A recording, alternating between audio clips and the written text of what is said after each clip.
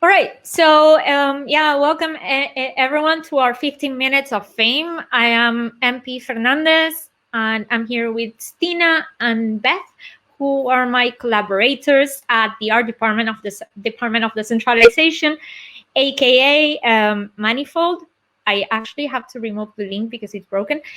So we just published in February our second paper on art, blockchain, attribution networks, and crypto anarchism as well, among many other things. So we're gonna take you through a few talking points. We're gonna discuss them together with you and rant a little bit, and we hope you enjoy it. So first, guys, I gave my introduction like 3 times in this event, so please take the stage. Well, yeah, do you want to change to the next slide or? No, you want to introduce yourself. Oh, okay. Oh, sorry. Hey, I'm Stina, curator and art strategist working with Department of Decentralization amongst a lot of things. I've been in the crypto space since 2018 when I joined DoD for the first ETH Berlin. I am the art person and definitely not the tech person. Beth. Yeah, I'm Beth. Also been in crypto since late 2017, and I do research and strategy with some different projects in the DAO space and across NFT space since this time. I also work at Gnosis on the Gnosis Safe team. Cool. So, yeah, let's talk a little bit about how our practice started. It all started when we started the first ETH Berlin hackathon, and we decided to host a couple of culture rooms. One of them was actually the fine art room, where I called my longtime friend Stina to curate it, and that's how we began the work. Then we met with Stina at a cafe, and she wanted to talk about blockchain. So, like, I'm here for this. And I mean, yeah. It was great. I heard a lot about it from MP, who I knew since before, and there was a lot of conversations going on in the art world, and I decided to join. But after the experiment in 2018, we decided to put on a public discussion about blockchain and art, which was very popular. It was just before the launch of Girly Testnet, I believe. So there wasn't really focus on us. There was more focus on the Girly Testnet, by all means, which was correct. It should have been on that as well. But because of it being so popular, we felt that it was a scheme there was more to do. So we wrote the report, There is no such thing as blockchain art. Yeah, and that's how we got to fame. Actually, no, that's a huge lie, because it's been a problem for us to actually navigate sort of like this weird intersection / meme of blockchain and art. No, it's a little bit unrewarding at times. We have also amazing supporters, and we have come across people like Beth that actually talked very eloquently about attribution networks on the paper, and the question of maybe in 2022 someone will acknowledge us. So Beth, can I explain where that comes from? I think you're muted, Beth. Yeah. Oh, wait, that I would explain where that came from? Attribution networks. I thought this was an important addition because, as NFTs, have gone more mainstream, both, throughout the crypto ecosystem as, something to organize around and gain value for different collectives, then it's super important that we acknowledge, the role of different types of attribution and how NFTs can encapsulate that. Yeah, right. Unexpected question. I was not quite sure what you were looking for there, but yeah.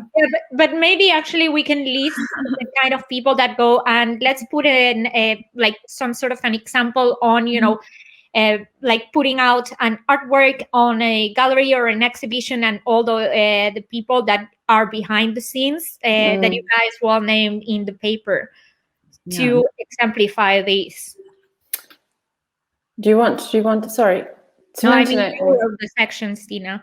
Yeah. So I think the latest report that we released in February this year was looking a lot about the struggles with the cultural workforce, because believe me, there is a lot of struggles there. And parts of what I wrote was about some of the jobs that aren't necessarily acknowledged. And I think that's a big problem, partly in the crypto art intersection as well, because I think there is, I mean, if they're not a job like front-facing job, they might be forgotten, or you might not know about them, and therefore it's also assumed that they're not necessarily part of the wider cultural economy. That being said, though, I think maybe, or I'm hoping that might be changing now when there are calls for curation and criticism, etc., within the space. However, if we do call for that, it's also very important that we do remember that the art space is more than just the artist, because it's a whole ecosystem like any kind of industry. It's not just one role, it's several different roles which builds this whole system. Yeah, and there's also a new interesting conversation, and Beth covered it also on the paper, when it comes to everything that goes that comes into play when people are building software, that it's super related to what Stina mentions. Yeah, so just the fact that I think there's an interesting parallel to draw between developing open source software and the difficulty. Yeah, I go into this a little bit later in the talk, but there ends up being kind of these intermediary roles that exist. The role that I often end up playing, bringing together people in the ecosystem, curating different projects, making different connections that give rise to, something new, or deepen relationships in terms of like technical integrations, or catalyzing new directions for projects that these roles often end up getting not acknowledged when you are only looking at measuring just technical output, and not all of the work that goes behind coordinating and making these different things happen. And I don't know if that was super clear, but I think this is one way that we can be learning from each other. How do you account for the different flows of contributions that are made by different kinds of actors? How do you make systems that are not only designed to acknowledge those, but also amplify them, which the crypto space has gotten so much better at, I think, since the theme of this is OGs and NFTs. What have we seen since these early days, where as in some of the talks before me, there was a mention of these focuses on just provenance, or of like cutting out the middleman, that like aren't as relevant anymore. Instead we need to acknowledge like, what is the role of the middleman, what coordinating and curatorial functions do they play, and like what what are we cutting out versus what are we like redirecting. I think that's what you were getting at. So Yeah, and that brings us to the slide that we're actually looking at, in which we gather the problems from every side of the spectrum, be it nascent technologies, our community, or the art world, and we seek for solutions. I called it the tokenized renaissance, because I was thinking as well, not only of attribution networks or DAOs, but also about a very cool project that just shipped. The name is Radical. They're Berlin based, and it's basically a decentralized Git, but they also have a token, and that token incentivizes the participation, and incentivizes the work of different stakeholders that are not always necessarily, of course, technical. So I think that tokens serve as a mechanism to fix a little bit this kind of attribution problem, incentives problem that we're currently suffering. So our next slide talks a little bit about the current status of the NFT scene versus what happens in the outside world, where, in case the crypto audience doesn't know, there's a worldwide crisis, including creatives. So, Stina, you want to delve on this a little bit? Yeah, I mean, I think it's where do I start? I think it's great what we're seeing. It's absolutely great, but the current hype has not necessarily been super helpful in terms of building sustainability for artists using this as a way to support themselves. I think there's a lot of white noise going around simply with some of the huge amount of releases, and a lot of people do get lost within this white noise that's currently going on. And I mean, it's not easy to be a creative. It's not an easy job at all.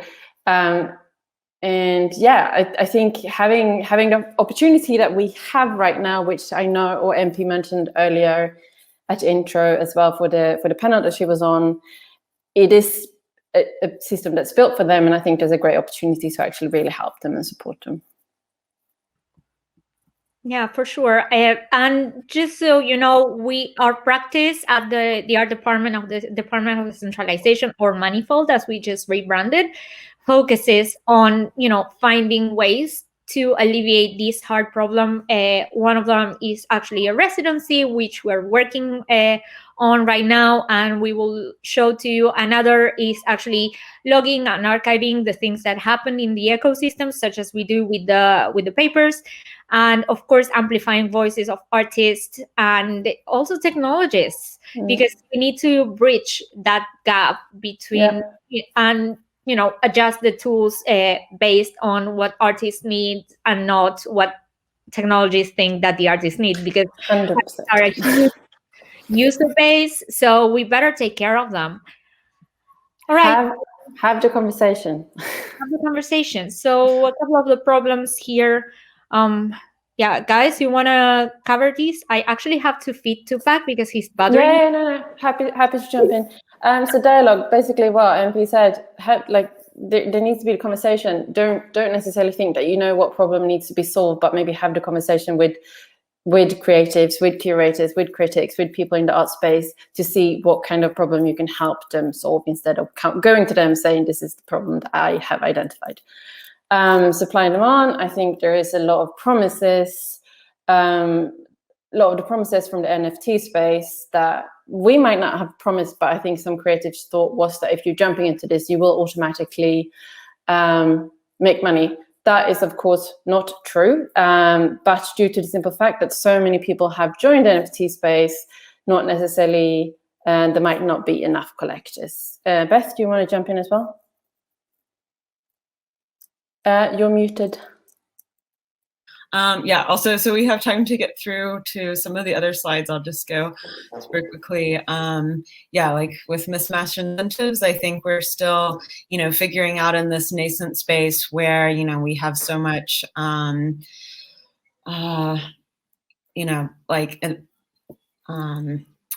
like previously, there was this goal that many of us shared in entering the space for finding new ways to create value for artists, finding a new audience, like finding, a new kind of medium for making work, exploring what it means to be creating works that live only in a digital space, and then questioning that only, and then, using that as, something to leverage. And I think now we have this question, which this diagram is showing really well, at what level, what are the behaviors that we want to incentivize, especially with, these kind of adversarial views from the outside, attacks on artists entering the space, while at the same time, this really fertile ground for new kinds of creativity and new kinds of value. So I think we need to figure out what incentives we are wanting to be rewarding and controlling for, and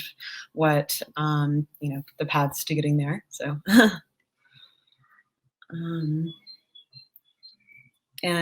know it Stina has thoughts on this one. Oh, I didn't see this slide. This is very cool. Wanna explain? There was some async preparation going on, as maybe y'all can tell from this discussion, when people talk to each other too frequently and then, compressing it into here. But anyway, just going back to some of the stuff that I mentioned briefly before, what are we trying to encourage through measurement, measurement being the other side of incentives. And on the next slide, maybe.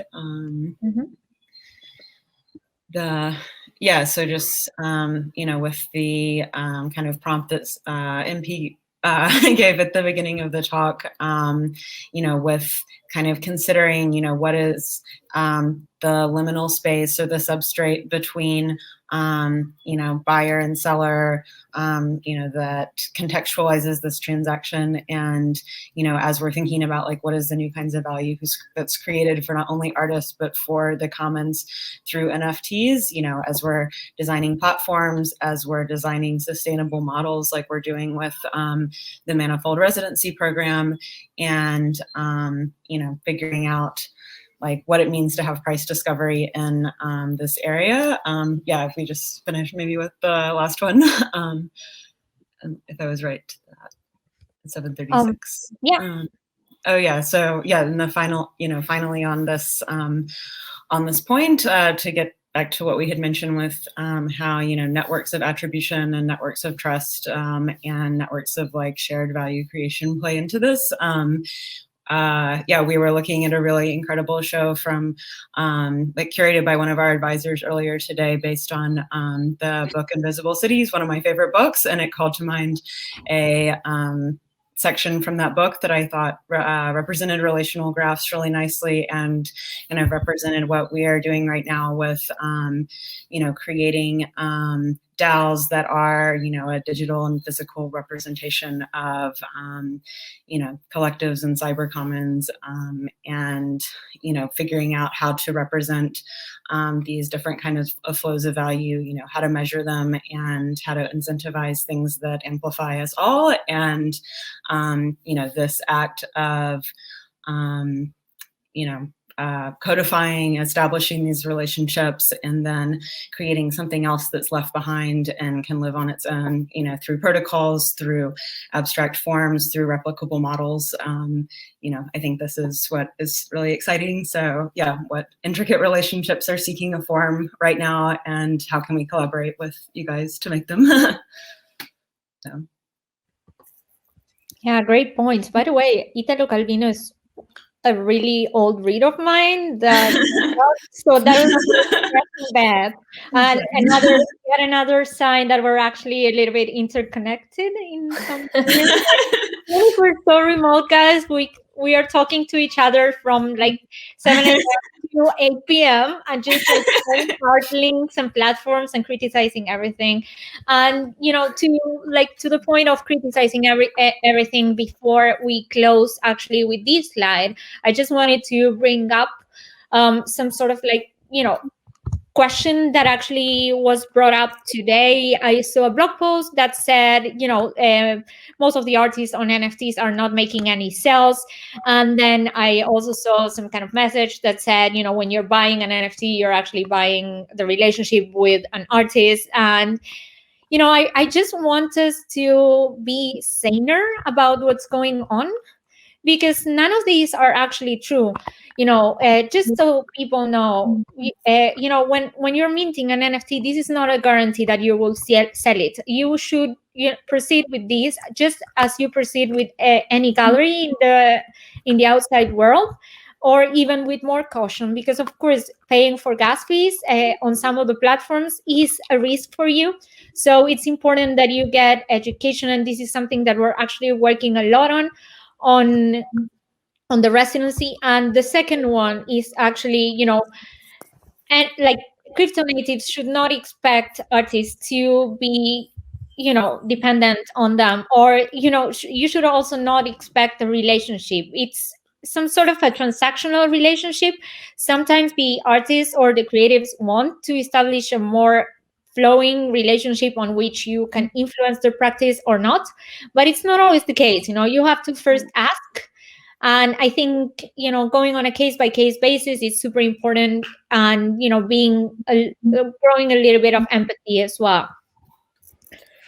I think So we have to be done. So we're done. Yeah, I just wanted to cover a couple of things more, but never mind. Yeah, thank you so much, everyone. If you want to speak to us, if you want to hear these last points we were supposed to cover, just reach out, and we're happy to speak to you about it. Yeah, and if you have any questions, go to our Twitter at ETHBerlin, and yeah, just reach out. We're always there.